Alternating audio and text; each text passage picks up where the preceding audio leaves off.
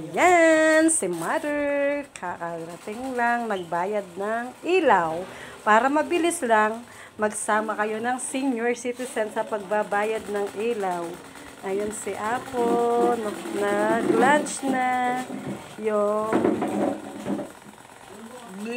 Patis Burger. Alika paya pa man mayari.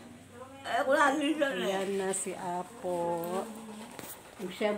Hello, good morning. Eto, nandito na po kami. Nagbayad kami ng ilaw kasi nga na-expert. Kaya kami na lang ang pumunta dun sa Dawo.